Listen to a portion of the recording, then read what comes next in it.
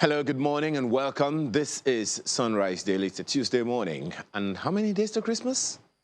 You do the math. I'm Ayo Makinde. Good morning and welcome. Well, this morning, Dayo Akintobi joins us for the papers, and he is editor-in-chief of TCN. Thank you so much for joining us today. Always a pleasure to be here. Compliments of the season to you and to all our viewers. I wish you the same as well. Well, it would seem like the most important thing as far as anybody is concerned right now is the elections. Two fronts. The Electoral Act Amendment Bill and our next budget. But let's start with a new telegraph this morning that is talking about 2023 election will gulp 305 billion naira, says INEC. No provision for direct primary elections, insists on indefinite suspension of Ekiti East by poll.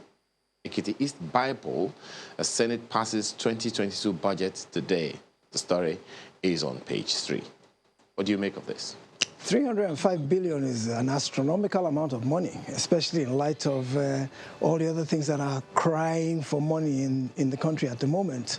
Infrastructure, health, education, roads, bridges. So many things require a lot of money.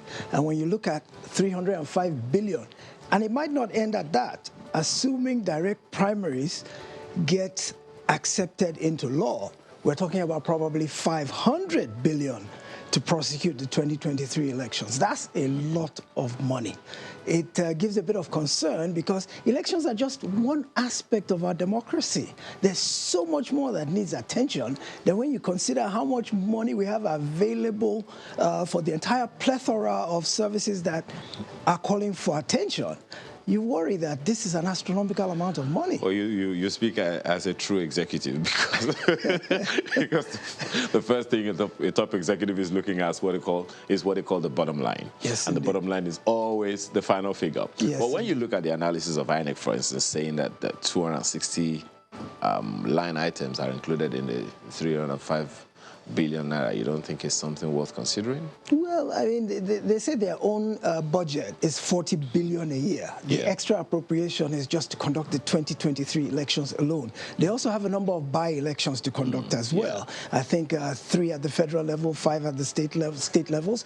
And then they're talking about there's so many things to do before the actual election. There's PVCs to be printed. There's ballot boxes to be replaced, cubicles. There's voter registration. So in actual fact, there are quite a lot of processes. I just wish they could find a way to do it more cost effectively. So if there's leakages in places, if there's overbilling and over invoicing and things like that, we need to find ways to reduce the cost of electioneering. Now, I believe technology will play a role in reducing the cost. Maybe a one-time expenditure to get technology in place. And once we spend that money once, this idea of electronic transmission of votes, electronic voting, those kind of things, once we spend the money once, it should bring the cost down. So I think these are ways we should look at, things we should look at. And that's one of the good things about this Electoral Act, the amendment, is that electronic transmission of votes is one of the key components, although it's now being overshadowed by this furor about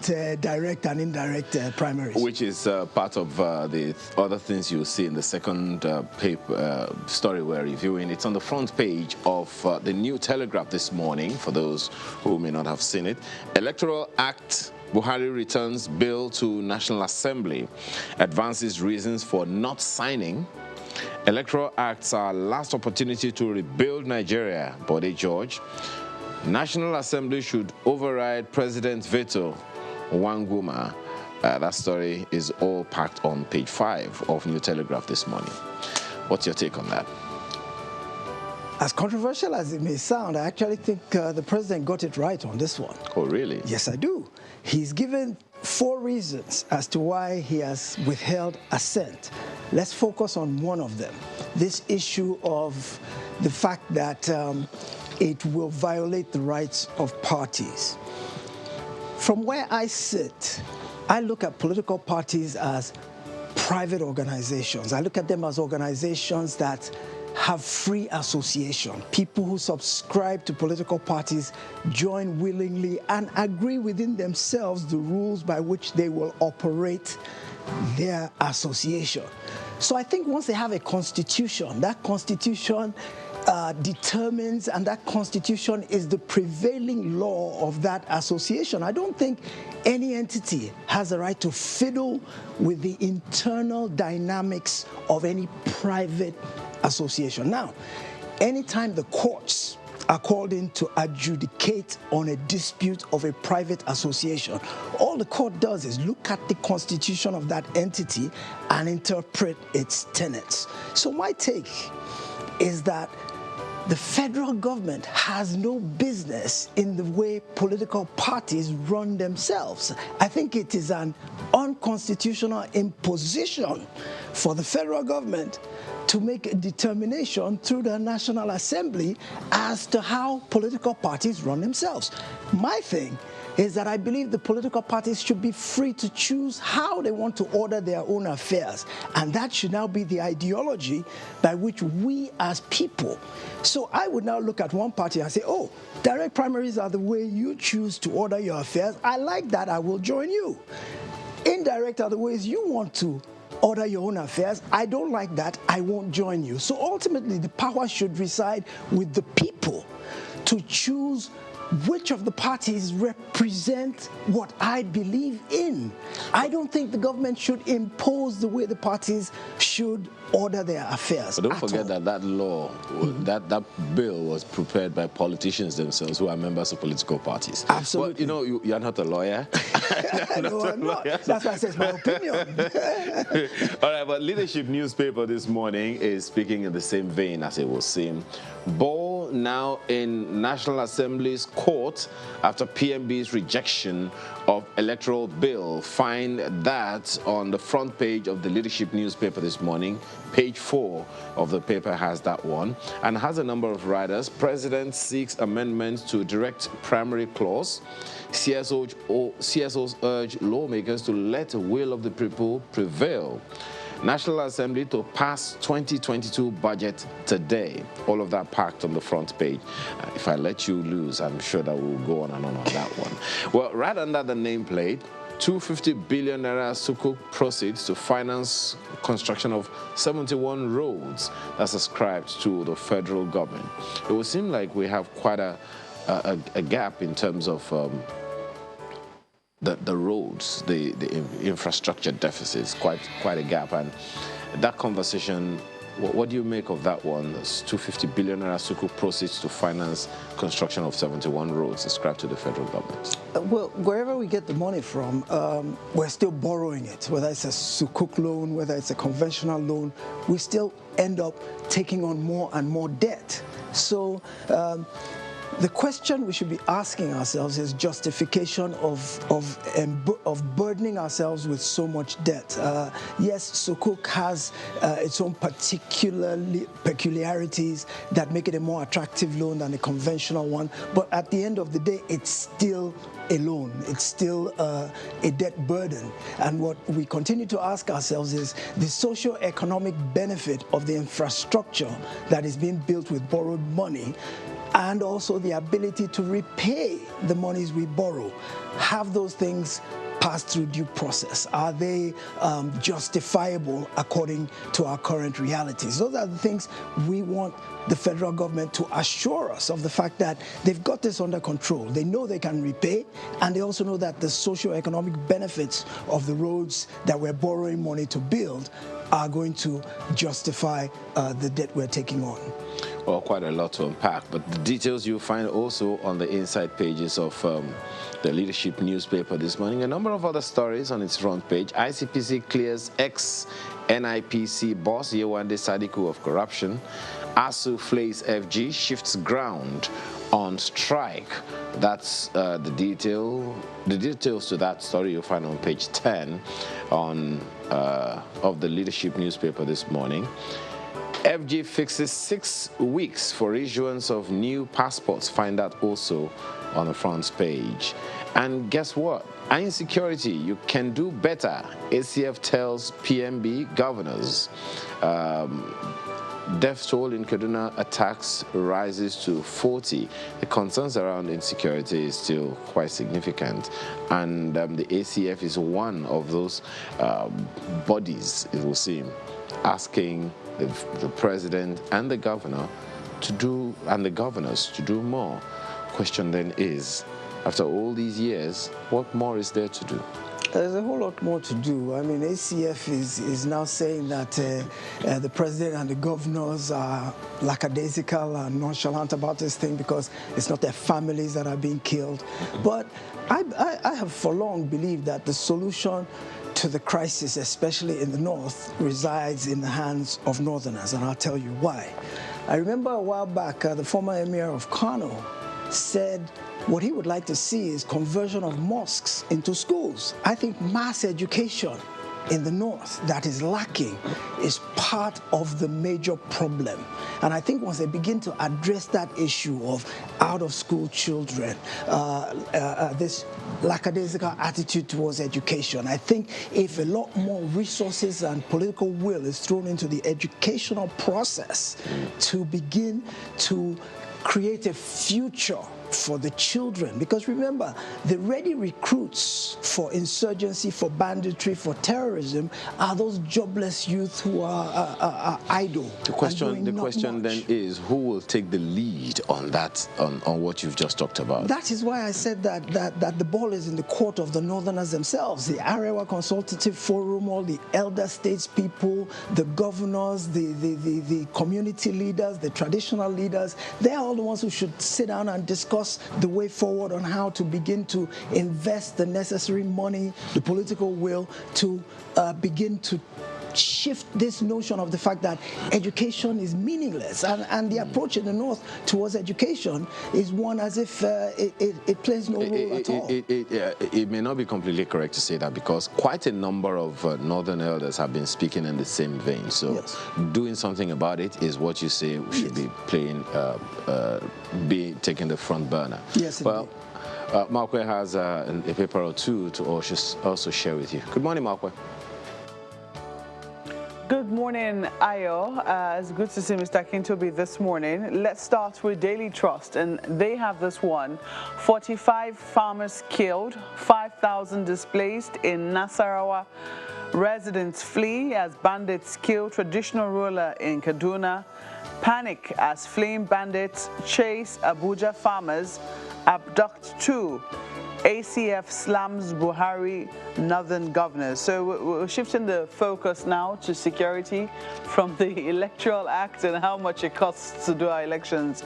And looks at that's what Daily Trust is focusing on this morning. What do we make of the endless spate of insecurity in the country? This story is from Nasarawa. Just on Sunday, there was a story from Kaduna where up to 40 people have lost their lives. 45 farmers now killed, 5,000 displaced in Nasarawa. What are your thoughts?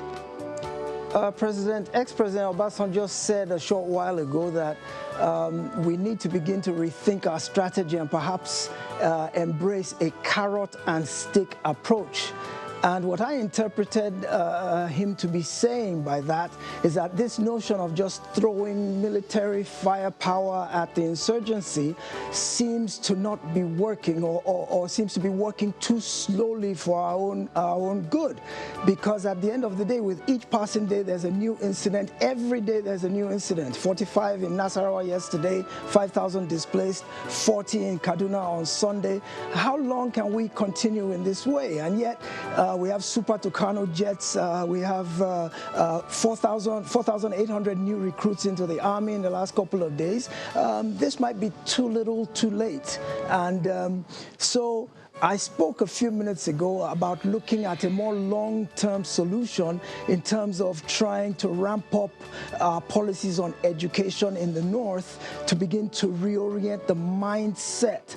I think a lot of the insurgency and banditry may have started from an ideological bent, even though now it seems to have more of an economic motive. But as long as we can reorient the mindset of the ready recruits through education, I want to keep emphasizing the fact that the education facility, the education sector in the north is lacking, and there's not enough focus or funding for that enterprise, and we need to begin to look at that so that we can move these youths and these youngsters away from being able to be recruited by the insurgency. If there are no ready recruits, the insurgency will peter out. I'm not saying we should totally shelve the military incursion or the military aspect of fighting this, but I think we should complement it with a carrot. The military approach is the stick. Education should be the carrot, and I think we should begin to do that, and maybe in the long term we'll begin to see results. There's also another big story.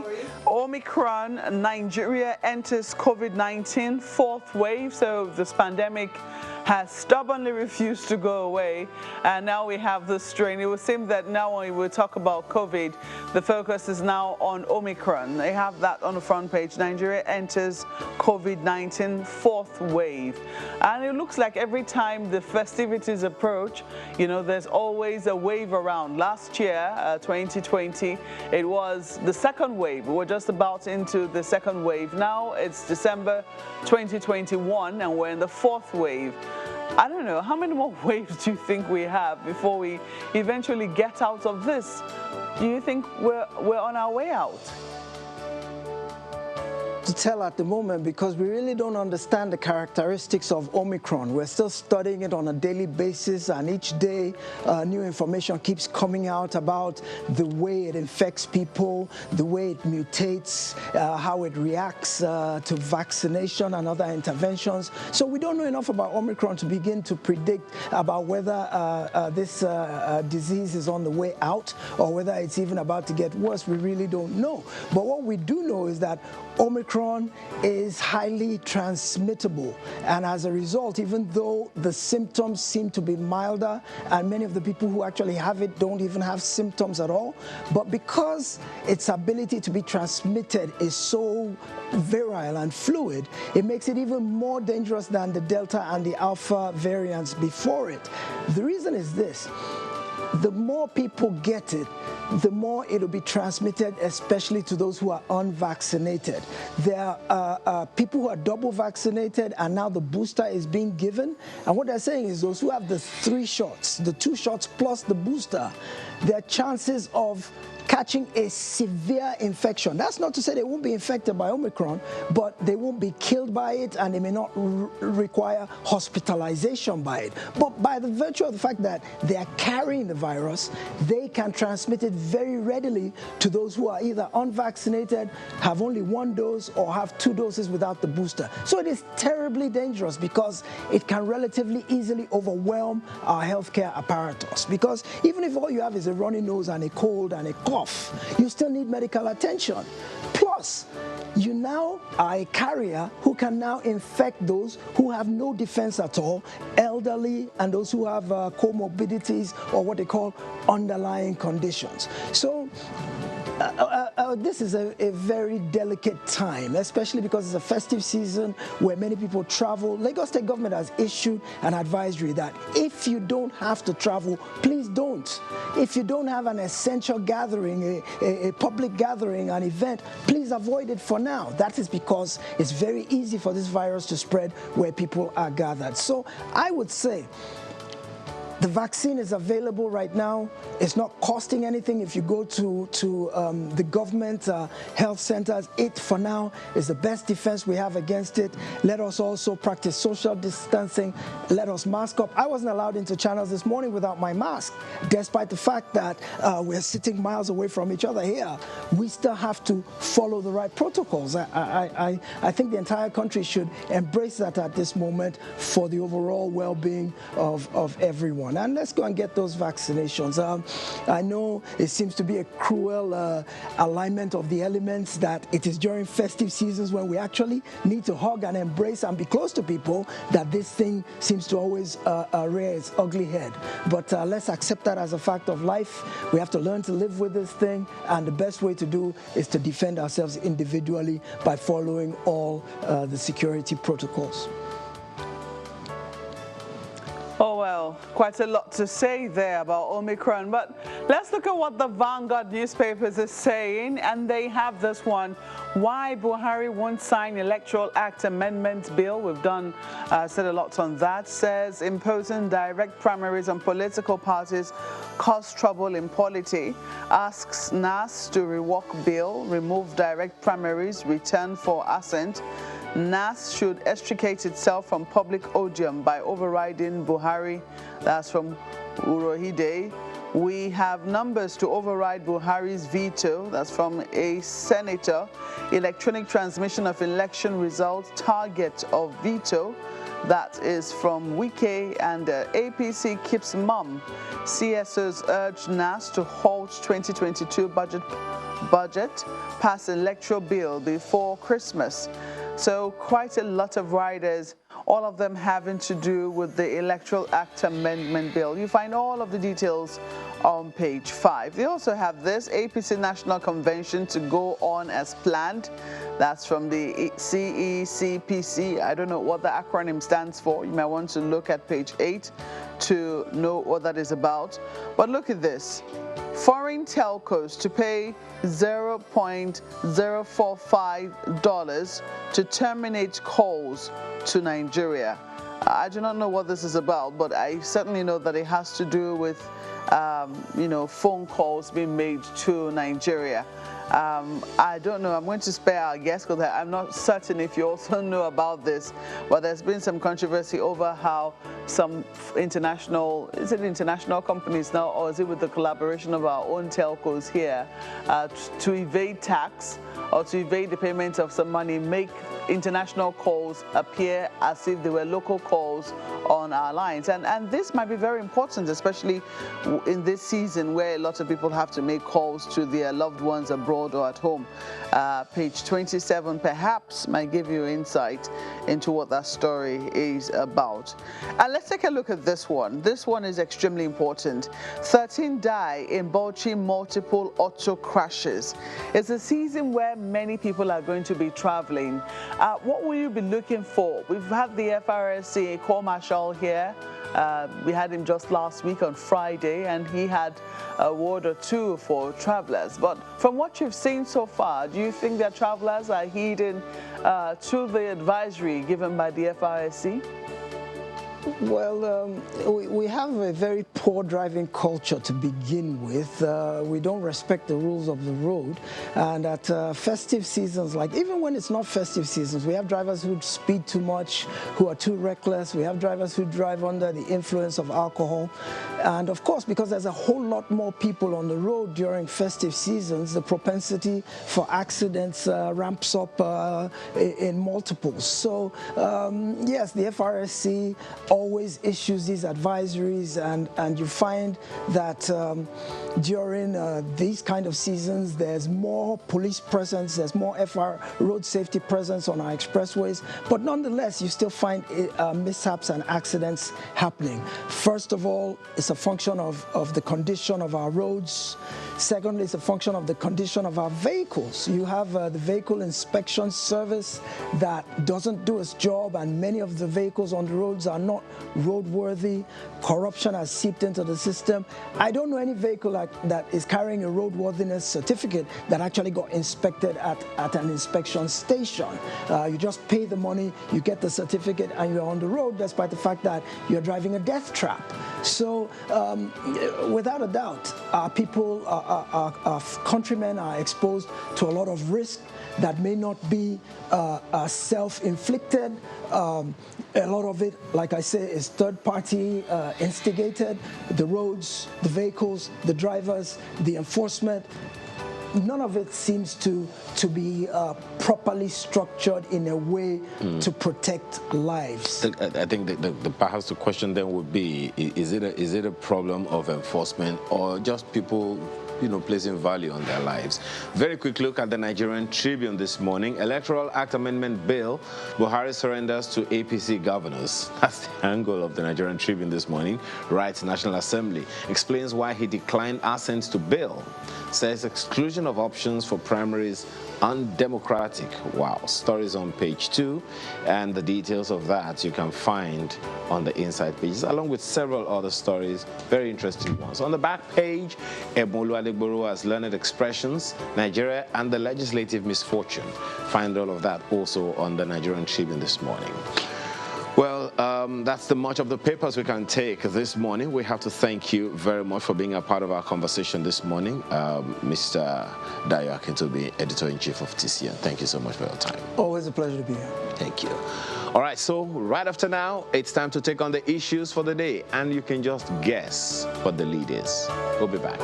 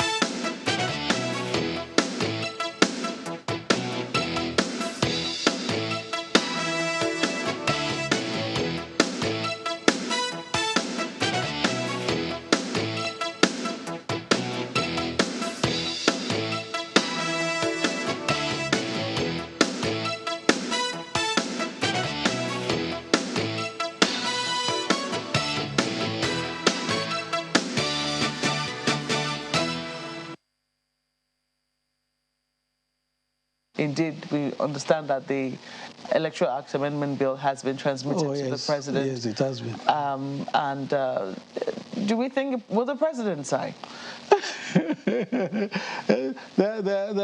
Like they say, pregnancy never hides. At a point it becomes evident. So when the President signs, it will be known. It will be known. I know that the Speaker of the House came to see him last week. I know that the Senate President is coming to see him today. Engagements are on. So when he signs, it will become public.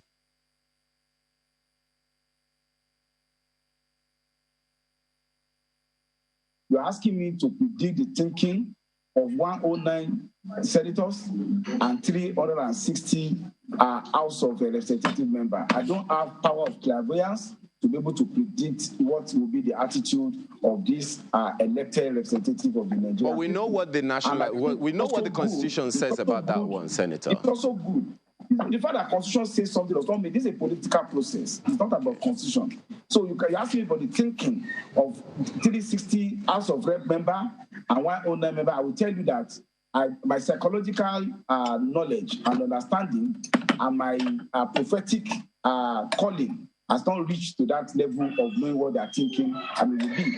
When the President takes his decision, we will take whatever action the generality and majority of National Assembly think. I think it is too early to begin, to seek to put us on a war path with Mr. President, and we will insist on such urge. We will take decision, we think in the best interest of the country, irrespective of attitude that the President or the Executive takes to the electoral bill.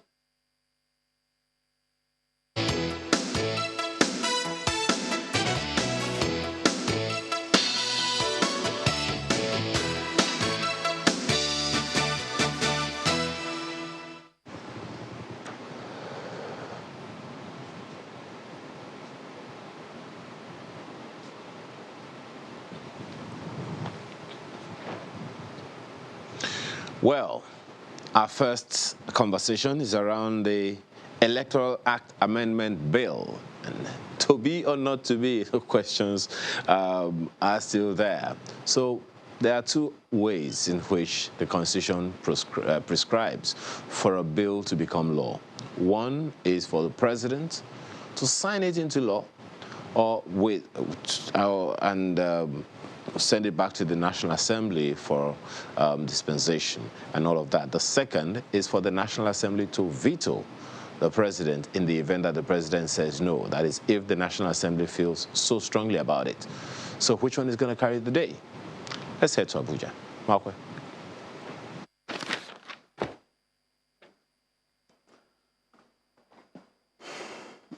Well, thank you, Ayo. We're going to be having two conversations. We have one with a guest who's here physically in our studios. We're also going to be having one with a guest who's going to be joining us virtually. So let's start with our guest who's right here in our studios in Abuja. Madam Eneobi is the convener of the Nigeria Civil Society Situation Room and also country director of Action Aid. You're welcome to Sunrise Elite this morning. Thank you for inviting me. Well, so far so good. It looks like the Electoral Act Amendment Bill has not been signed. Looks like it's going to be making its way back to the National Assembly today. The ground, from what we gather now, is about direct or indirect primaries. And now there are lots of calls for the National Assembly to override the president's veto. But I don't know what your thoughts are about the controversy that has so far sprung up in terms of direct or indirect primaries. I think for us, we're very, very disappointed. We're very disappointed that the president did not assent the bill. And it's just unfortunate. And he waited for 30 days. And he was traveling all over the place because we are not important to him. You know, because how else can you place it? The bill is very, very important. More than 3 times in 2018, before the next election, he declined the bill, giving all different excuses and all that. You know, one is looking at who is advising the president. Who are the advisors that are there that made the president not to take this decision?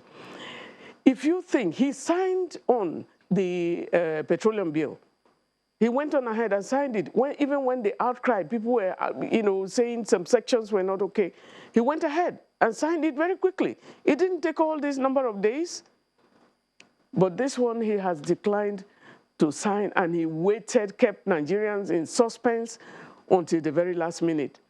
And then says, you know, this is there has been communication. We're even hearing in the background that there has been communication, or there is communication that is coming up. He did not assent the bill. The only option that is left now is for the National Assembly to veto. Maybe we expected too much from the president because he has been turning down these bills, giving one excuses or the other. And it looks like the ruling party may be having, you know, some plans. Because if you look at it, the Senate woefully turned this bill down. We went into, you know, and then the House of Representatives kept on, you know, and they made a move, and which, you know, now led us to conference. We turned to the House of Representatives because we felt, okay, if the Senate has turned us down, it's like we are just turning to where, okay, where next do we go, you know? And now then we turned to the House of Representatives. And coming back, there was a conference. After the conference, they said they just passed the bill. So they knew what they were doing all along, perhaps, by adding this clause that now degenerates. So why you set a precedence? Why are you not passing the bill? Why don't you assent to the bill and then you bring it back to the House just like you did for the petroleum bill? So I think for us as civil society organizations and as Nigerians, we're very, very disappointed. And it's shocking, really, that you could take people like this. The last bill, you know, which was sent to him in 2018, I remember very well, he said it was now a few days to the election, so, you know, it's illegal to sign it to bill. Now, we have 2023. What is wrong in signing that? And because of that, we used the 2015 Electoral Amendment, you know, Act to run the 2019 elections. And now we are here again. Give us something. This is where you can go. But we're hoping that the National Assembly, we can't but hope, will override the president. But given their history, we're going to come to that shortly. Boy. Because you asked questions as to, you know, who is advising the president. Yeah. We saw all manner of lobbying for this particular bill, this particular amendment. The National Assembly already, it was understood that this bill wasn't going to be smooth sailing, especially when it eventually got to the president.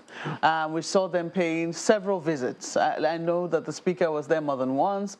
The Senate President too visited a number of times.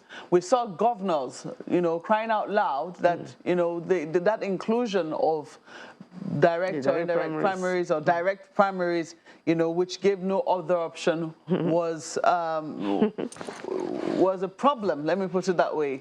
And we saw the intense lobbying. We eventually saw the president seeking the advice of INEC.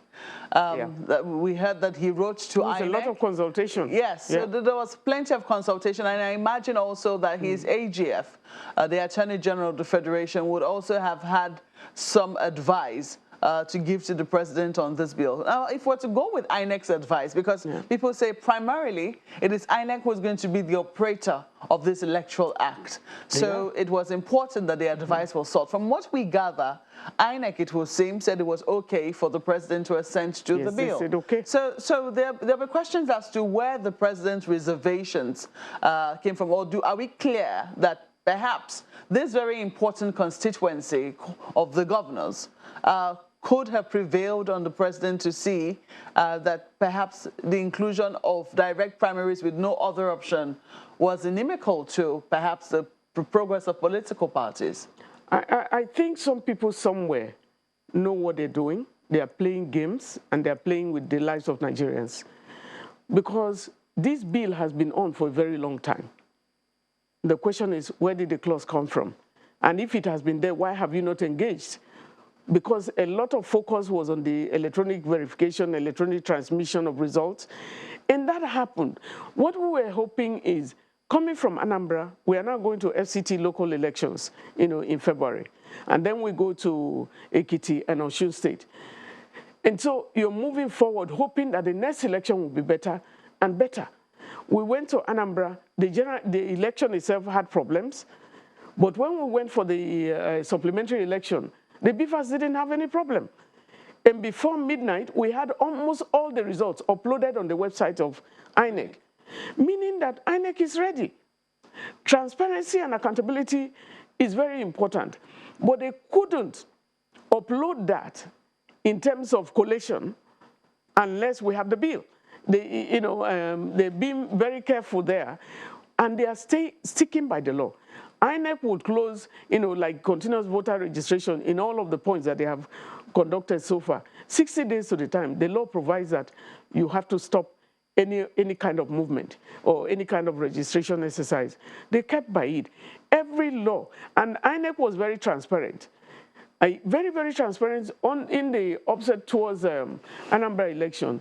There were a series of meetings with the political parties, with the security agencies, with civil society organizations, and even when we went on ground in Anambra, they were still, those consultations kept on, with all stakeholders. So if you thought about INEC, they brought you the bill, you are not the one who is lobbying. If there is anything like lobbying, where should the lobbying be going to? It's the National Assembly that are the legislators. They are the lawmakers. And then they have put all of the resources combined, the man hours that were spent. And now the president is not assenting to the bill. They are lobbying him. Has he forgotten that they have more than 360, members of the House of Representatives? They come from different constituencies, and they are speaking on behalf of their people. And then the Senate is also there. They are speaking on behalf of their people. So how come the president, if the president can do this, then maybe we're expecting too much from the president. I think that's what we need to watch for. It's very unfortunate. It's very disappointing. But we are calling on the National Assembly, because they are representatives, to do the needful by vetoing the presidential overriding the president's veto. Let me quickly introduce, I did say earlier that we're going to be having the conversation in two ways. Mr. Norison Quakers, SCN, as a senior advocate of Nigeria, is joining us via Zoom. He's in Lagos. Mr. Quakers, you're welcome to the program this morning. I do not know what you make of the president's refusal to assent to this bill, given his mandate of wanting to leave a legacy of good and credible elections to Nigerians. What are your thoughts on it? Thank you so much, Mark.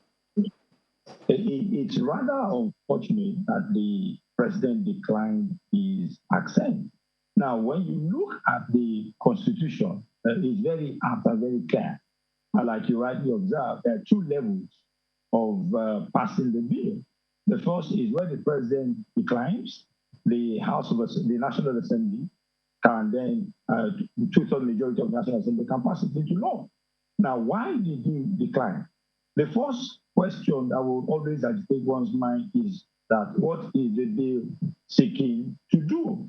Is it for the interest of the Nigerian people, or is it self-serving? Like the last speaker said, there's a presumption that the legislative arm of government is there to represent the interests of the Nigerian people. Now, having forwarded the bill to the president, there is a presumption that it has the backing of 120 million Nigerians behind it.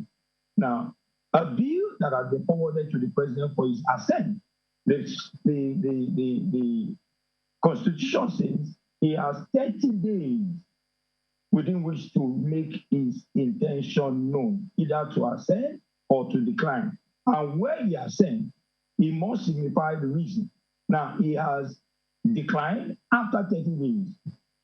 Section 58, sub 5 now kicks in. It is now the prerogative of the National Assembly to override or veto the powers of the president and go ahead and pass it.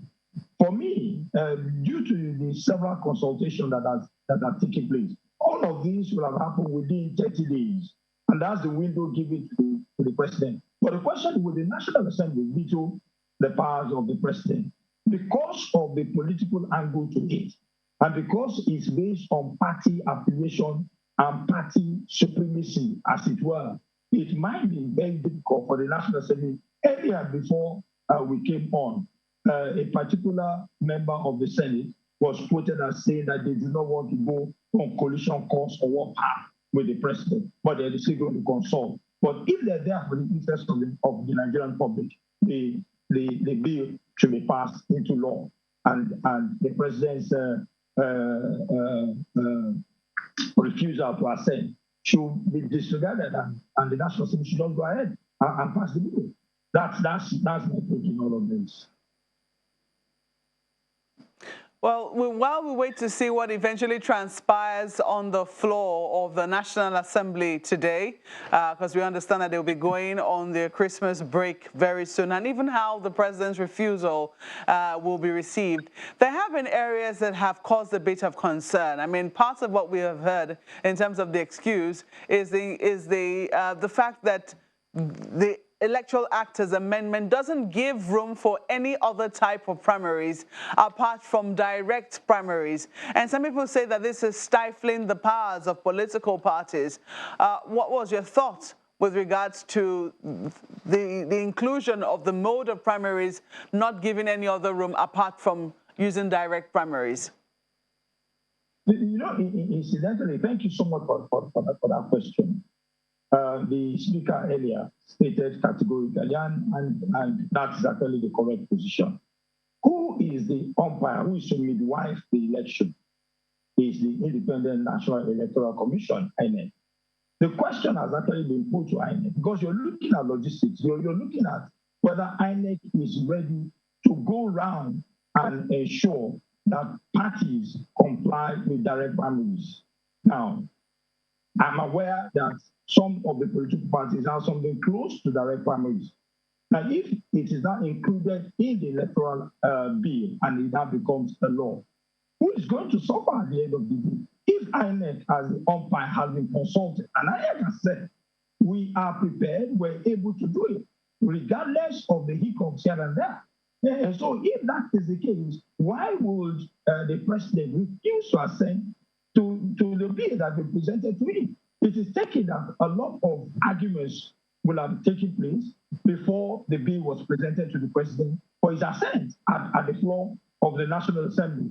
Having gone through that stage, there should be no consideration, there should be no negative vibe so far to limit the bill from being assented to by the president. So as far as I'm concerned, if you look at it critically, there's more to it that is what is suggested. Will our election be transparent? Will our election be strengthened? Who are the ultimate beneficiaries of this proposal? The Nigerian people. If it is for the good of the country, if it's for the interest of the country, I don't see why the bill should not have been assented to by the president. So this, for me, is just an excuse. Is there something that we don't know about? Is this something that will address, for instance, rigging? Is this something, for instance, that will address rancor? Is this something that will address conflict? Is it something that will bring about peace in relation to elections being conducted? If the answer to this is yes, then there's actually no reason why the president should refuse to assent. Absolutely no reason. So for me, direct primaries, indirect primaries, we need to move forward. If some political parties are conducting direct primaries, and the law is now being passed to now recognize direct primaries, except there's more to the arrangement of indirect primaries, then it creates a problem for the people. So if the president refuses, the question is, why has he refused? Is that excuse tenable that it is because political parties will be disenfranchised or political parties will be limited from exercising the option that is available to them? What is it about indirect primaries? Now, I'm aware that I think PDP has what they call the option A4. And you remember the freest and fairest election so far that have been conducted in this country was as a result of the recourse to option A4, which is direct primaries. Thank you so much. It's quite painful and quite saddening that we're still discussing this at this time when we ought to move forward, when our election ought to have been reformed. The president said he's going to meet the legacy of transparency, of accountability. I'm taking aback that the president refused against all odds to assent to this bill. Well, Mr. Quakers, one of the arguments being put forward, so to speak, is the constitutionality or otherwise of the proposition of direct primaries, which is, of course, not the only contentious aspect of the proposition of the National Assembly, the bill that we're talking about now. There are arguments as to whether or not it is constitutional. And then there are also arguments that, look, since the parties already have their constitutions, the electoral bill is going to kind of knock off the constitutions of those political parties. If that were to be true, which one should take precedence? The Electoral Act or the constitutions of the parties? Mind you, the Electoral Act is an offshoot of the Constitution. It is an enactment put into the Nigerian political space by an arm of government that is saddled with that responsibility. And where the provision of a party's constitution conflicts with the provisions of the Electoral Act, which is an offshoot of the Constitution, the provision of that constitution of the political party is a nullity. It stands to reason. Because you see, at the end of the day, the Electoral Act is the legislation to x-ray, mirror, guide, and direct the conduct of political affairs, whether at the national level, at the local government level, or even at the state level, or even party primaries. Everything is provided for. Are you aware that when political parties conduct their elections, INEC is expected to have representatives to see to it that the conduct of the party's primaries complies with the provisions of the Electoral Act? So what the legislators have now done is, rather than have indirect primaries, you now have direct primaries. Now, he has his own failings, he has his own weaknesses, it has its own challenges. So to that extent, any party that is against direct primaries, there's more to it than meets the eye. And that's why I see there's actually no excuse for the disinclination or for the refusal. There's absolutely no excuse. So, Quakers, just before I go to me, Madam, my apologies. Is there anything in the Nigerian constitution that renders direct primaries, for instance, a nullity? Is there anything in the Nigerian constitution that conflicts with the direct primaries as an option? Well, I've not seen any particular provision in the constitution that is in that plan. Absolutely nothing. So as far as you're concerned, there isn't any reason for the president to not have signed this bill into law. Let me bring in Madam right now. My apologies. Madam, do you think there is too much fuss being made about the direct primaries provision in particular? I think the direct primaries issue is just an excuse because they're looking for ways of not signing the bill. I don't see how the issue of direct primaries will prevent the president from assenting the bill. The president, in the first place, he has showed examples before. And I say, we're trying to, we are calm and we expect some things from our president. And where you have the president not talking to people for 30 days, you are talking of direct primaries. If lobbying is supposed to happen, shouldn't that lobbying be at the time that the bill was going on at the National Assembly, the legislators? Does that mean that the president doesn't even have any trust on the legislator? And the legislators, coming out to make a pronouncement, will support the president. He has the interests of the people in his heart. He's doing the best for the country. This is showing, the body language is not showing that. Because the body language is telling us that the millions of Nigerians, and I want to say that Nigerians are bigger than any politician or any political leader. Any leader at all, Nigeria is bigger. And that's why we're still talking, because we wouldn't be engaging now. When you are bringing in the primaries, we have a precedent before us. And that precedent is the electoral bill. I was watching the telly last night, a senior advocate of Nigeria, and that's Mike Ezekome. He said, and we knew that if the law says the 30 days, if it ends on a weekend or on a public holiday, the next day still subsists. And the senior advocate was still having hopes that by midnight, the president will still do something. And I just looked at him and said, this, my brother, has a lot of hopes and a lot of expectations from the president. What were his reasons for turning down, in 2018 alone, for turning down the bill for how many times? What that meant is that we would have had a 2018 Electoral Act Amendment Bill, and now we are discussing it. We would have had the Electoral Act of 2021, and we have about a year to the election. Transparency and accountability is core, and that is what is pronounced by the very act that we're discussing. Well, like the President Muhammadu Buhari came in with the hope of fighting corruption, doing a lot of things here and there. At the African Union level, he was the chair of anti-corruption. And we are here, one of the things the neatest things that we would have done in terms of corruption is to sign this bill into law, because it's going to tame corruption in elections. And we thought democracy says we need to be able to progress. Watch your time. We're in a digital economy. We need to improve from one election to the other. And we are still here, and we're talking of the primaries. Well, Madam, primaries or not. Is it the governors that are 36 of them that are more important than Nigerians, but they are representatives? Well, it's a long haul. It seems that you are still expressing some measure of hope, and I think, as some people have said, that's all we have to live on. But there's a lot more about this. You've raised the issue of Nigeria and Nigerians being bigger than any leader or political office. How are Nigerians to take this?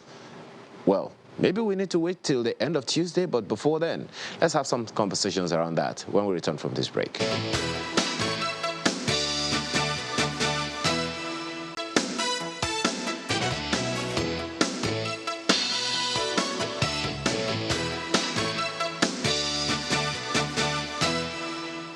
Still on Electoral Act Amendment Bill, Norris Quakers, a senior advocate of Nigeria, as well as NLB convener, Nigeria Civil Society Situation Room, and country director, Action Aid, both join us to have this conversation this morning. Let me go back to Abuja. Madam, you mentioned something the other time about Nigeria and Nigerians being bigger than any person or office in the land. How do you expect Nigerians to react to this information that is making the rounds right now? The general feeling is a feeling of so much disappointment because we have come a long way with this electoral amendment bill. We will turn in like we have to, because you can't but be hopeful. This country is a great country. And we believe in Nigeria. You say, arise, O compatriot. People are overworking themselves to give the best to their families. And each community, will everybody come to Abuja to come and see President Muhammadu Buhari to sign a bill? They have done that through their representatives. And here we are still in a negotiation. The kind of consultation that the president had was like, okay, he's waiting for some feedback from one side to the other. And so we waited patiently. And now we are where we are. I think Nigerians are disappointed. It's a simple feeling and a very painful feeling of disappointment. A lot of Nigerians, are discussing this morning, this is where we are. We have been here before. We have been here how many times? And we are here again. The only hope now is a National Assembly. Unfortunately, they are toying through the party lines of saying, because the president is from this party, if you want to vote, you need to be behind the president. Are you supposed to be behind the president or behind the people? The people of Nigeria. And I think the quality of citizens, a lot has to do with that. How transparent and how selfless. I pledge to Nigeria, my country, to be faithful, loyal, and honest. What are we doing to Nigeria? Why are we destroying it? Democracy is supposed to be an improvement. Many of us were in the struggle for democracy in Nigeria, and we can say that. Many of us were locked up by the military because of our belief that democracy should return. And now we have democracy. A bill that everybody, more than 400 people worked on in terms of representation of the country, is still not good enough for the president to assent. And not even assenting, I think we're fooling around with Nigerians. It's unfortunate. The End SARS movement showed the failure of the adults. We're failing the young people of Nigeria, and we are still doing this, and they're watching. Nigeria has a youth bulge. More than 62% of the population are young people. You think they're not watching? Yeah. You looked at them, and you took off, Twitter. About 39 million people, you shut the door on them, and they are still watching. Do we have to wait until the cookie crumbles? Okay. It's very unfortunate. Let's take a look at some of the reasons which the president gave for his refusal to assent to this bill. He talked about high cost of conducting direct primaries. He's spoken about the security challenge of monitoring the elections, violation of citizens' rights, and marginalization of small political parties. Now, the president also, made reference to his consultation. These are some of the things that, are included in the letter from what we understand. It's not been made made public yet. We expect that it will be read on the floor of the National Assembly today, but these are some of the things we're hearing are going to be in that particular letter. So I do not know, because if we look at how even direct primaries have been conducted, and I'm going to be posing this question to Mr. Quakers very soon, but you monitor the elections in Anambra State, and we saw how the APC, which was said to have conducted direct primaries, and its candidates emerging with an astronomical number of voters in that election to be the winner. And then yesterday we saw the decision of the court nullifying the participation of the candidates in the very first instance. Do you think this is really a problem of what mode of primaries was included in the Electoral Act, or just lack of sincerity overall? Because when you even look at how much, and this is not far away from it, when you look at all the efforts being made and how much is going to cost INEC to conduct our 2023 elections from what we're gathering, is it so much? Because every cycle we keep amending the Electoral Act, looking for better elections. Is it so much what is in that Electoral Act, or our will as a people to do better by ourselves and conduct meaningful and credible elections? For me, in everything, I again continue with the disappointment, because in a democracy is expensive, no doubt about it, but we are in a democracy. Are you saying that because it's expensive, we are not going to conduct elections? They asked INEC, you know, the president called on INEC, and then INEC said we are good to go. You are now saying marginalization. INEC in Nigeria, I think they have done so much in terms of putting all the political parties on the ballot paper and all of that. And now you are crying foul that they will be marginalized. You have asked the umpire, and they said we can do it. Are you the one to do it? It's to pass the law to enable them.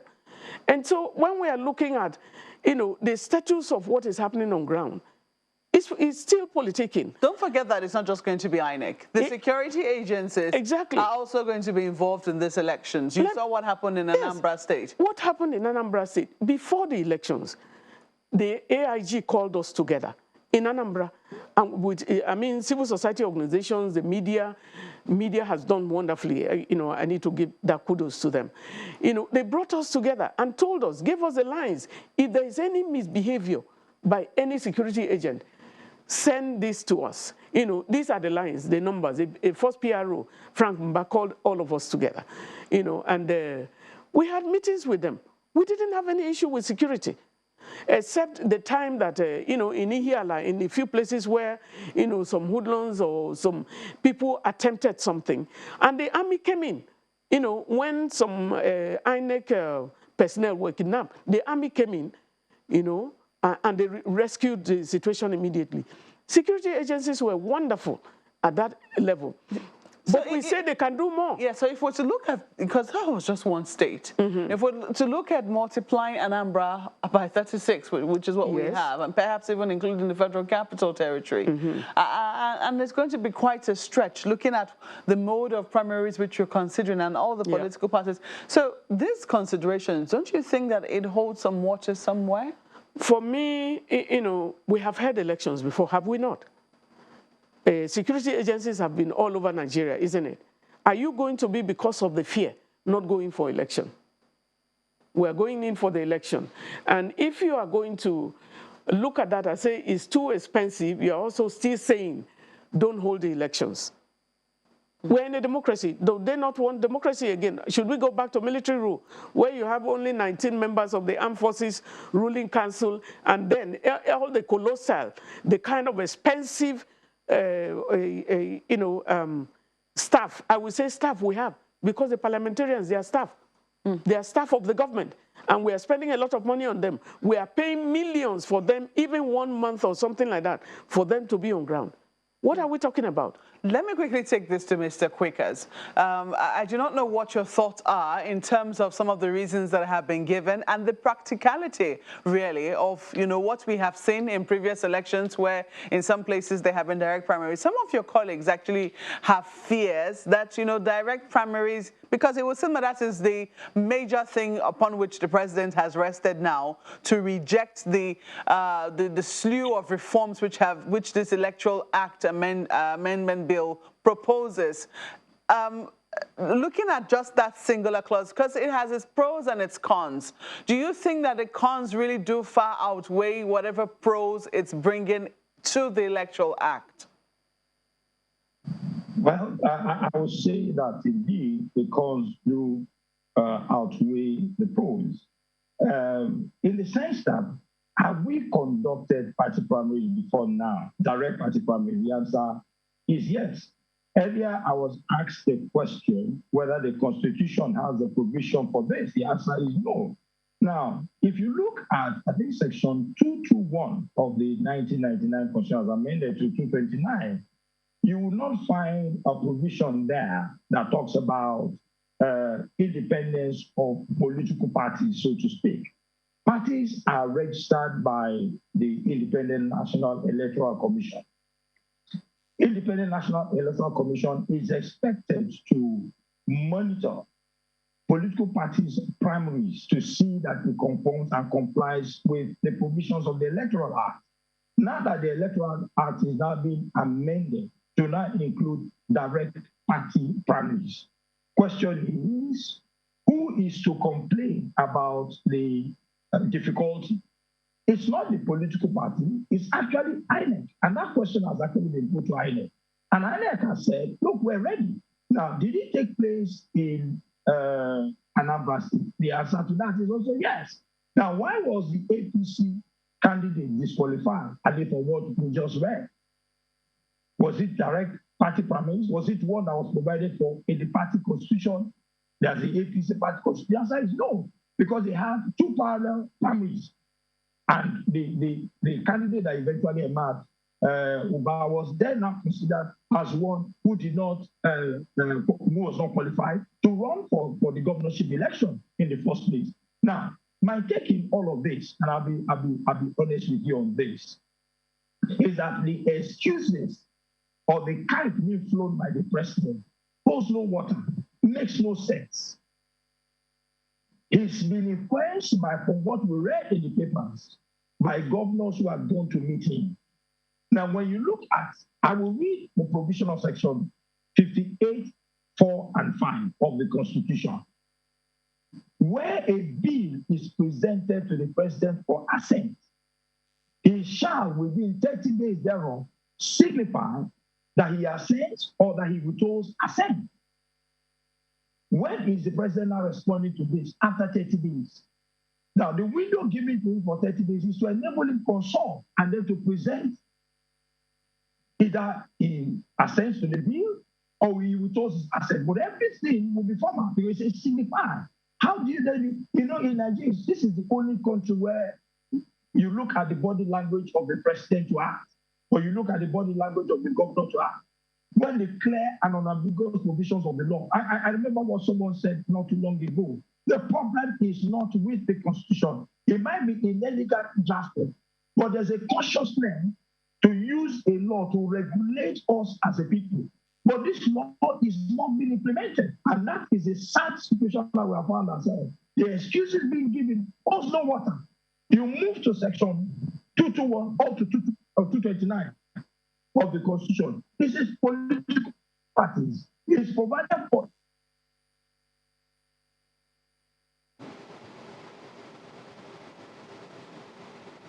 Okay, it looks like we're losing you, Mr. Quakers. I don't know if my colleague Ayo can hear you. Well, not really, not quite yet, Malpa. But one question that I would love to pose to him, when we eventually have him back, would be, and maybe I should begin that question with Madam. Do you see this decision of the president bruising the smooth executive-legislature relationship that has been on for a while? Do you see the National Assembly being uncomfortable or displeased with this decision of the president?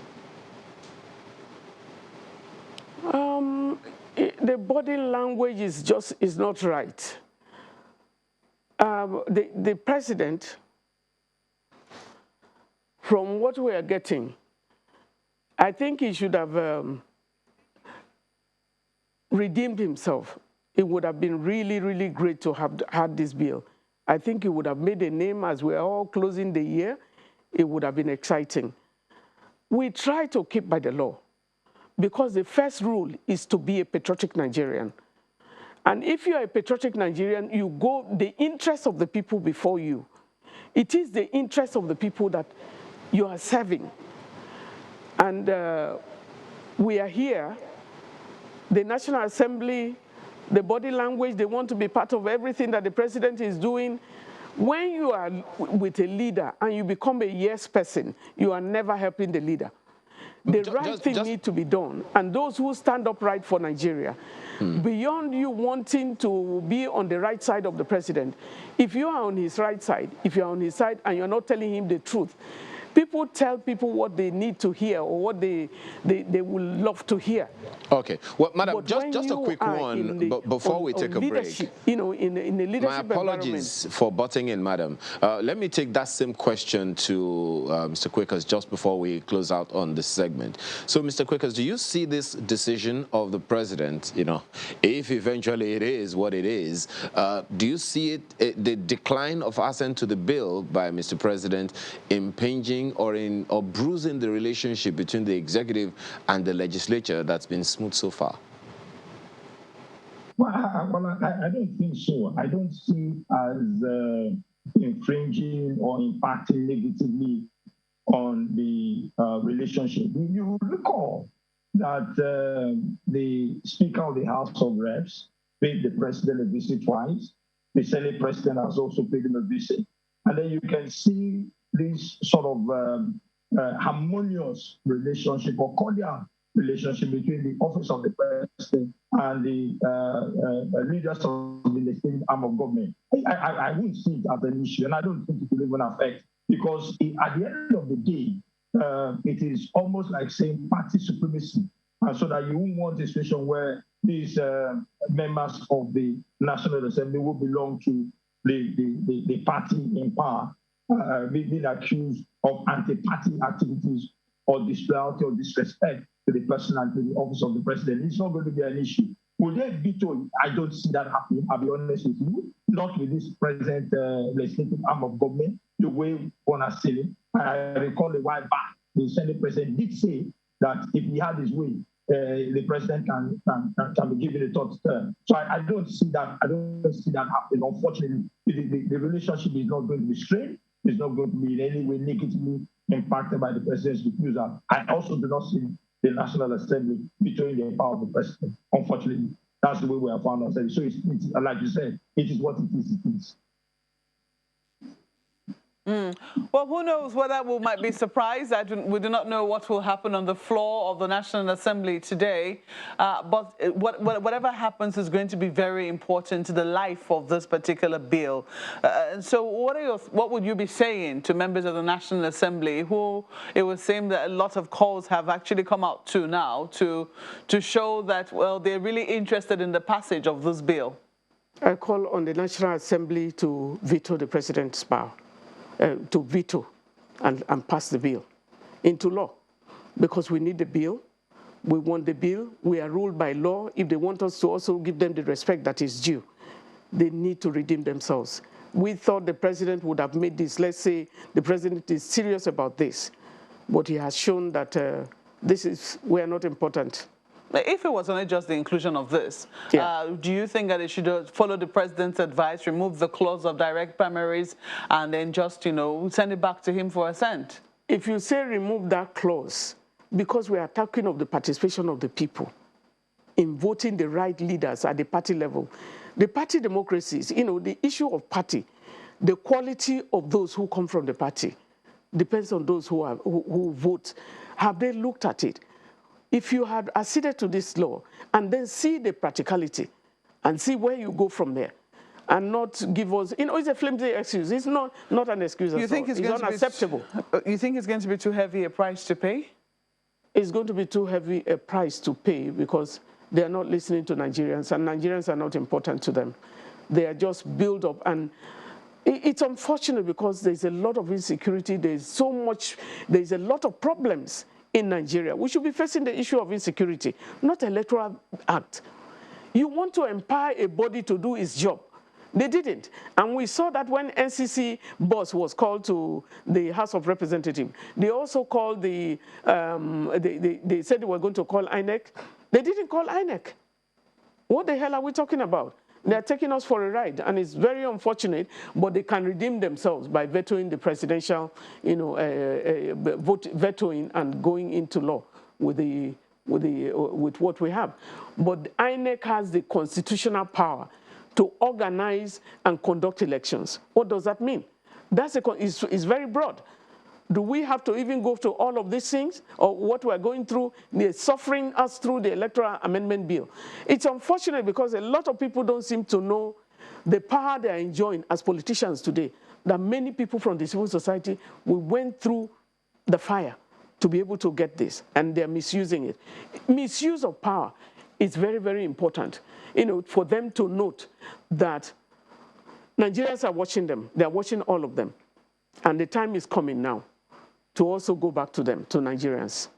Oh, yes, indeed. 2023 is around the corner, but I think what this is really about is about what will happen in 2022, where the preparations for those who will eventually emerge for Nigerians to select or elect, as the case might be, will eventually show up. But we wait to see what will happen on the floor of the 9th Assembly this morning when that letter is eventually read, how it will be received, the President's refusal to assent to that. We wait to see, and we'll certainly keep you posted on developments here on Channels Television. But in the meantime, I have to thank my guests this morning, Mr. Norris Quaker, Senior Advocate of Nigeria, who joined us via Zoom from Lagos. Thank you so much for being a part of the program. Madam Ene Obi, Convener, Nigeria Civil Society Situation Room, and also Country Director of Action Aid. Thank you so much for coming on Sunrise Daily this morning. Thank you for inviting me. We're going to be sinking our teeth into something equally related in just a moment. Please stay with us.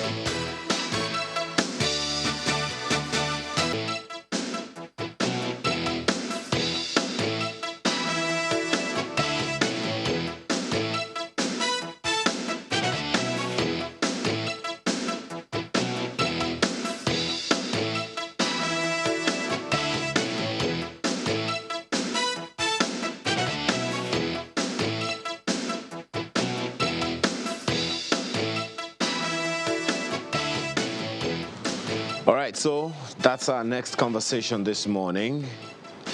The electoral system, and of course, against the backdrop of that report that INEC has budgeted 305 billion naira to prosecute the 2023 general elections and so many others.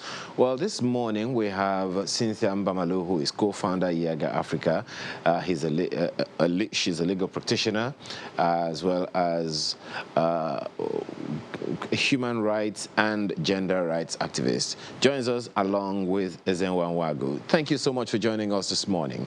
Let me begin with you, madam. Receiving that news from INEC, what's your impression? Too much or too little? Well, good morning. And I think first, it sounded, the amount was a bit huge. But by the time you sit and look through what actually goes into elections administration and the several factors to consider, you'd actually reconsider that position. And I think for me, what is important is not necessarily about the amount, but the value for money. And because it's wanting to budget an amount for elections is another to actually achieve value. So for instance, if you look at the trend of cost of elections in Nigeria and juxtapose that with the turnout of voters and participation in itself, we begin to question if the spending this much in conducting elections is actually giving us the value that we need to build the democracy that we're hoping to achieve. And I think for me, that is what is important. But if you look around elections administration, there are several things to consider. What constitutes administration of elections? There is the cost for, if you think about it, the cost, what you consider population of voters, as at 2019, we're about 84 million voters. And with the ongoing CVR, there's a likelihood for that number to increase a lot more by the next general elections.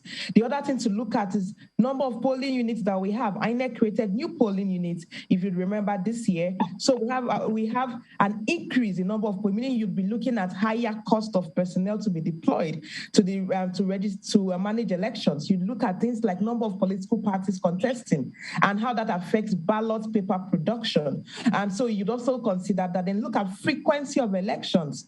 We're in a country where we have off-cycle elections and by-elections every year. So that also is also part of this cost. So if you think about it, if you look at the broader scale of events, the administration itself has a huge implication for a country with a large population of voters, for a country with a large number of parties contesting, for a country with elections happening every year, and also for a country that is also testing out technology and different innovation in the electoral process. So if you think about that, and then you break down the figures, because you also think about the administration cost for INEC itself as an institution.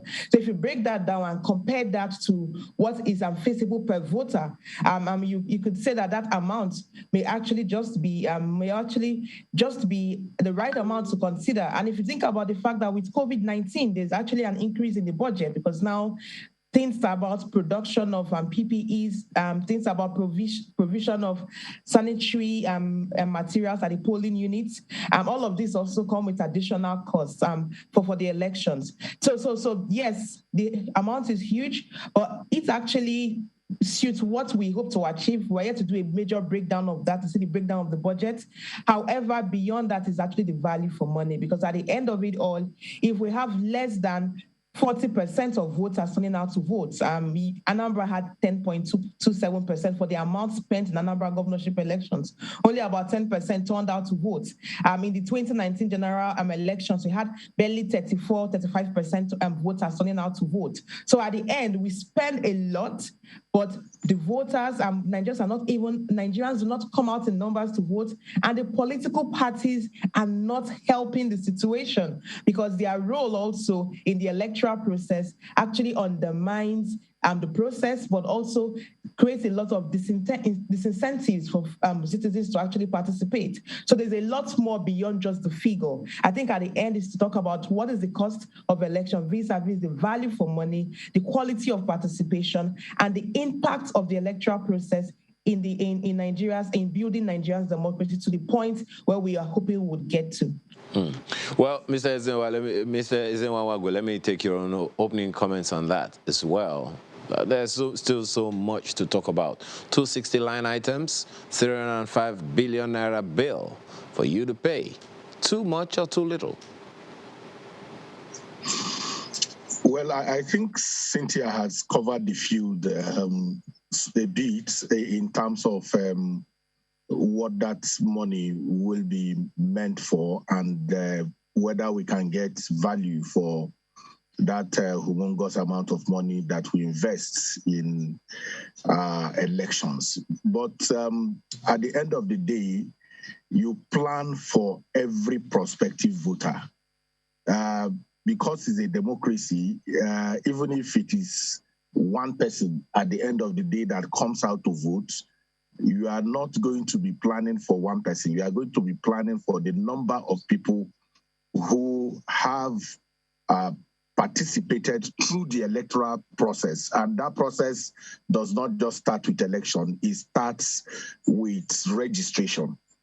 There are many other reasons why people register, but whether those reasons have something to do with E-Day itself, the election day itself or not, the Electoral Management Body has a responsibility and duty to invest resources and time to make sure that everybody who has registered that decides to come out to vote is adequately taken care of. That means that if you have 100 million prospective voters, you are going to prepare 100 million ballot papers. You are going to prepare result sheets. You are going to mobilize vendors. You are going to pay officials. You are going to also have contingency arrangements in case the process does not go off in one beat. If you're going to have a runoff, or you're going to have a by-election and all the rest of them. So administratively speaking, there is a huge cost for democracy. And that is part of what we will continue to work around to first and foremost remove unnecessary expenditures. For instance, you pay people, vendors, to mobilize vehicles to take materials from one point to the other. We must at some point be thinking how to reduce costs and also get punctuality index for opening of the polls to be high. So whichever way we go, we can't escape investing the kind of resources that we put into sustaining elections, electoral process, and democracy. Okay. The other cost is higher, really. Apologies for butting in. You both have talked about justifying the budget by getting value for money, irrespective of what the bill is. But then the crucial element of voter education, which has been responsible for, or not, for the dwindling number of voters per time, is also something very troubling. So in terms of justifying resources for voter education, how well would you say we're doing in that regard, given that on the one hand, in the last election in Anambra, for instance, INEC weeded out something in the region of about 10,000 people from the voter register, reducing the number that was there hitherto. And the fact that people are still asking questions about the voter register itself. So there are questions around the voter register on the one hand, and voter participation at the elections, which has continued to dwindle over the years. So in terms of justifying voter education budgeting, for instance, how well would you think we're doing that, and in that regard, and what should we be doing to justify that bill? Well, I think that my quick sense would be to say that we have generally an attitude that is very ritualistic when it comes to voter education. And what I mean by that is that our idea of voter education majorly stops at taking out adverts, taking out time slots in televisions, and mobilizing some kind of movement around communities that talks about why people should. But I think it has to be much, much deeper than that. In some places, you have people they call civic educators. These civic educators are not just ad hoc. They are people who, whether there is election or there is no election, they have responsibility to continue to broaden conversations around participation in elections. And like I keep saying, participation in the electoral process transcends the election day. When you have 84 million people go to register, they have participated. Now, getting them to go and vote is a function of a lot of other things. It could be there are people who will say, oh, we don't get value for our investment in democracy. We are not getting dividends of democracy. And then some of the other issues, for instance, management of expectations, like the one that the shock of the president withholding assent, for instance. A lot of Nigerians, whether they understand the issues or not, think that he should have assented. And if he didn't assent, that it has probably affected the credibility or the acceptability of future elections. But the reality is that there needs to be a conversation that is broader, that is deeper, that is inclusive, that is touring on the issues, and to also explain the values of democracy, which has much more to do not just with dividends of democracy, but also the values of freedom, intrinsic values of freedom to choose that person that will lead or govern. And that value is so intrinsic that if you now compare to when you are ruled by people who you have not even any iota of contribution in how they emerge, and they decide for you through, we still talk about representation, budgets, and all of those issues.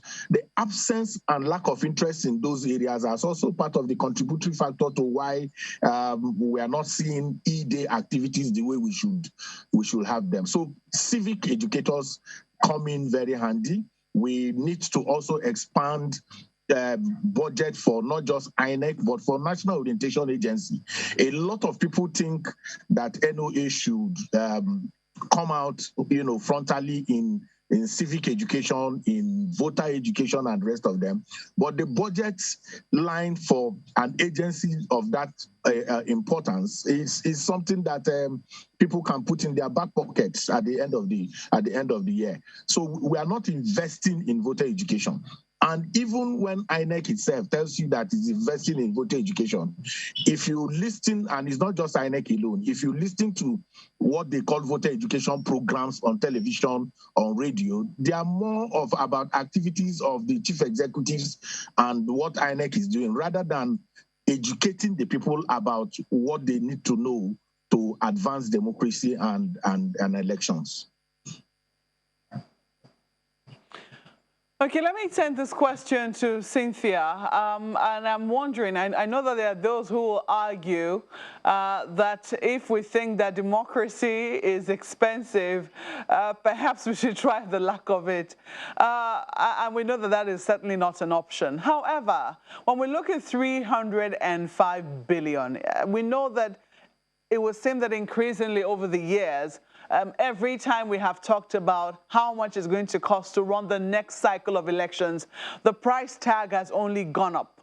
And there'll be questions as to what we're going to do to bring it down. When you look at all our other competing needs, the fact that, we have to talk about education, health, security, and all of these other needs that we have as a people. And when you also look at how much we're dedicating to citizen, even in our budgets, there are those who say if you were to look at the cost of these elections per voter, it looks like we've dedicated much more to providing for our voters to vote than for the entire and total welfare of Nigerian citizens. What will be your argument on that?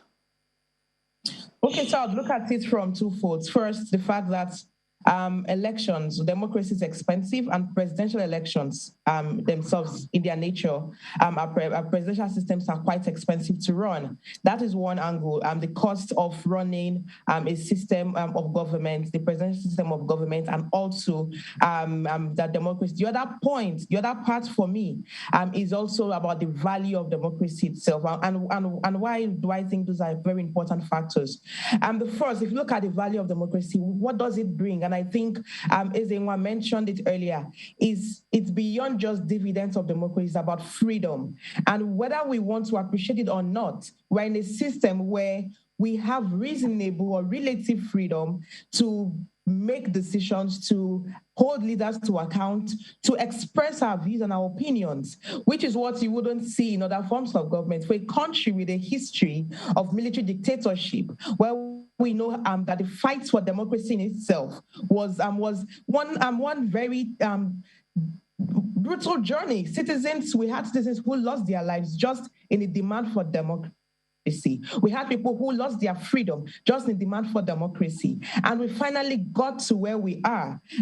While it's not a perfect system, but all we can do is to push for more freedom through democracy than to push for less freedom and undermine or water down the whole idea of democracy itself. So that's one hand. And tied within that is the whole conversation around the quality of leadership. Because trust me, if we have good leadership, and if we have quality leadership, the conversation will not necessarily be the cost. The conversation would be how can we make the system more effective. But at the moment, the reason why a lot of citizens will say, why are we spending this much on elections? Because for a lot of citizens, the question is beyond just we're spending so much. It's the fact that we spend so much, and then those who emerge from the system are not even representing our interest. As simple as withholding assent on election amendment bill, as simple as stalling on important legislative actions in National Assembly that can better the lives of citizens. All of this creates a lot of questions for the people, because for them is we spend so much, we vote, but we can't see the quality of leadership. So that also is tied to the whole idea of the value of democracy in itself. And if we have quality leadership, we will not necessarily be focusing on the cost. Then the other part I talked about was the fact that presidential systems of government are expensive, and our form of elections, our electoral systems are quite expensive. However, are there opportunities within that space to manage costs, in the sense that we look at how do we ensure that while we know it's an expensive system, that there are important areas where savings can be made. And I was reading about Ghana in the Ghanaian elections. Now, for instance, Ghana in 2016 actually spent a lot more in the elections than Nigeria, and Nigeria actually has more voter population than in Ghana. So in 2016, it cost the Ghanaian IEC, Independent Electoral Commission, about $13 per voter for their elections. While for the 2015 general elections in Nigeria, it was about $8.5 per voter in Nigeria. However, by 2020, when the Ghanaian IEC was interacting with people, said they were reviewing their costs, and they were able to reduce the cost per voter to $7 from $13. And just reading through to see what did the IEC do in Ghana, and things as simple as reviewing their procurement system, reviewing where production is done, and because if you produce a lot more, if you focus on producing a lot more of your materials outside, you may spend a lot more. So they were basically looking at opportunities within the budget to save costs. So while they had an increase with respect to COVID, planning for COVID, with the respect to COVID-19 realities, they still were able to reduce from $13 per voter to $7 per voter, regardless of the increase in number of voters. And I think that there's a learning opportunity for INEC within that space. So while we know it costs us to conduct elections, but we also believe that if we look within our budgets, there are things that we can actually begin to review. And I think Ezinwa started the conversation around things around vendor selections and even how much we spend. If you think about the Anambra elections, where monies were invested in vendors for election material transportation, and on elections day, a lot of these vendors and the road transport workers pulled out from the contract while monies were spent already. What is the cost for that breach of contract? Because if payments have been made and monies have been expended, we want to see value, we want to see delivery on that mandate. So even within the budget in itself, we still believe that INEC can look within it and identify opportunities for saving costs, especially looking at procurement in itself, looking at logistics management and planning, operations. Those are opportunities. Those are areas where fundings or where specific budget line items can actually be reviewed and certain costs can be done. If a country like Ghana can actually look within that and cut its cost from 2016 to 2020 from $13 to $7 per head, I think Nigeria can actually look within that. However, we cannot run away from the costs of elections. But in the broader scale of events, the reason why a lot of Nigerians, if you think about why Nigerians scream and are angry and agitated with how much it costs to run the government, is basically tied to the whole concept of the quality of leadership, because consistently we're seeing the failure of leadership at all levels, from the national to the state level to the local level. So yes, monies are expended, but for those who emerge, they are yet to represent the wills and the wishes of the people. So at the end of it all, it's almost as if we spend so much to elect people who do not understand that they represent Nigerians, whose public funds were invested in getting them into office. And that is the bigger question, that while we talk about cost, we're also looking at the quality of governance and how much we lose by poor governance in Nigeria. But at the end of it, if we do not get leadership right, we cannot solve a lot of problems. We cannot answer these questions, and we cannot justify the amount we spend on elections if leaders cannot even represent the interests of the people, and if we cannot see development the way we want to see and feel it as citizens in Nigeria.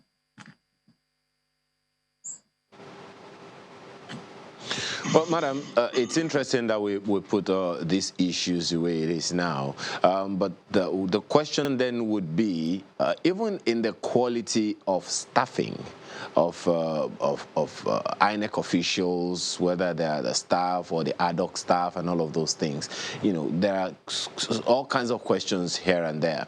You have talked about the fact that we need to tinker with our processes to ensure that we can cut costs. I did a little math, and I realized that if all 200 million Nigerians are to contribute to raise 305 billion naira, then each one of us will be spending 1,525 naira. But then talking about how much the INEC will spend on the 84 million plus voters is something in the region of 3,600 naira. But, you know, in terms of the processes and all of those things that you have talked about, how significantly do you think technology infusion will help reduce this bill in the long run? Thank you. That's a very important question, because at the end of it all, what do we spend a lot of money doing? When you think about technology, if you procure technology, technology is supposed to serve you for a period of time. All you need to do is to upgrade and update. And if you procure the right technology, because there's also the likelihood for sabotage, where individuals within the system do not want things to work. We could invest a lot of money, procure technology that wouldn't function or last beyond an electoral cycle. So, but once there is a lot of work that has gone into the process of procurement to ensure that the right technology has been procured to suit the needs or to meet the needs that is required to actually serve, then I think we actually begin to say, because what you do is you procure once and it serves an electoral cycle. All you need to do is update and upgrade. And then it takes away some of the other expenses that would go into things like paper production, for instance. So if we want to think about the future of elections in Nigeria, and the fact that when it comes to elections management, that there are several factors that need to be in place to guarantee trust in the process. And so let's talk about the conversation around electronic transmission of results. Why was this a pertinent conversation? The idea was a lot of citizens did not trust the collation process, and because the results collation process remained the weakest link in our electoral process. And the idea of electronic transmission of results was to help bridge that gap, to complement the manual process in a way that guarantees better transparency of the results management process, and also inspires trust and confidence in the process for both voters and even stakeholders engaging the electoral process. So that is one arm. And one of the things I actually found interesting was the idea of a BVAS, for instance, introduced by INEC. It was to serve multiple purposes. So the BVAS is what is it serves the IVET, that is voter enrollment, as a voter enrollment device at the registration period, and on elections day, it is used to both accredit voters and to transmit results. So it serves multiple functions. So we did not need to procure several other technologies to serve different purposes, but one that will provide multiple. My apologies. Yeah. In the long run, your position now is, inclusion of technology will help helps save costs in elections. Okay. Well, very quick one from Mr. Ezenwa-Nwagwu just before we close.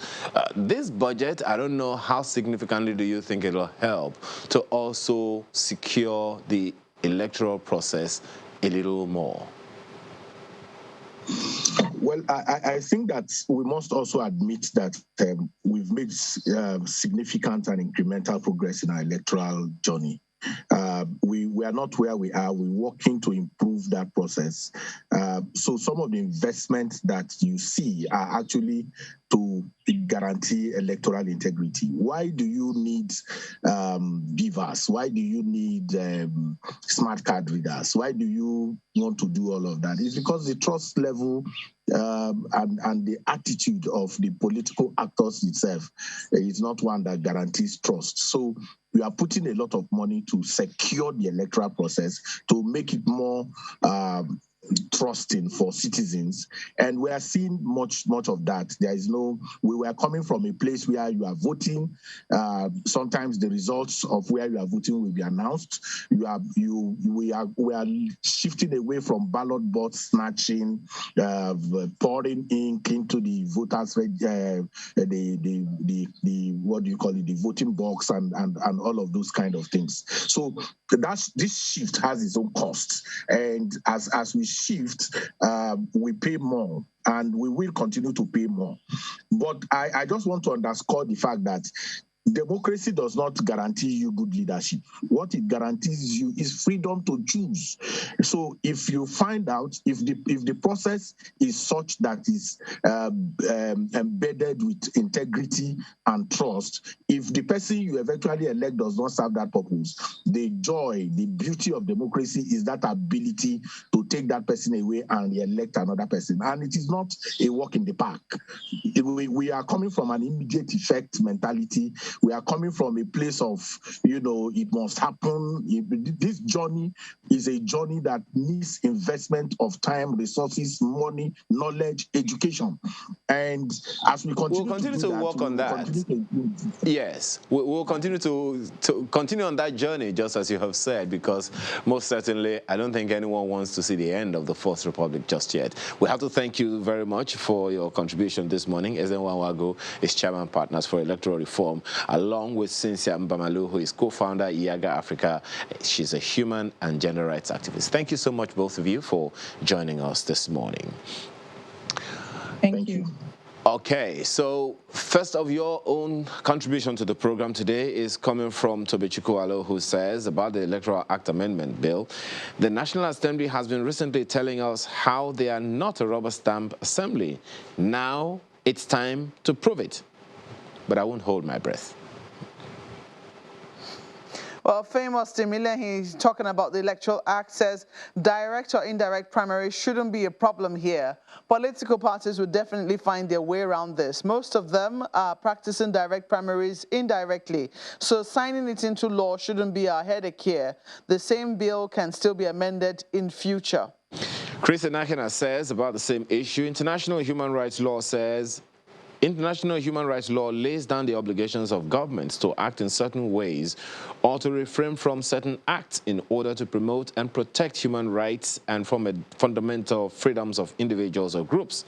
Thus, political parties as groups are of a people with the same ideologies reserve the right to determine the mode of her primaries. While it would seem like the conversations around this particular issue has only just begun, stick with us here at Channels Television to give you the accounts as they come. In the meantime, I'm Ayo Makinde. Have a wonderful rest of your day. Well, thank you for watching. We also ask you to stay tuned because our colleague Terry Kumi is coming up very shortly with Political Paradigm and a very interesting guest for you.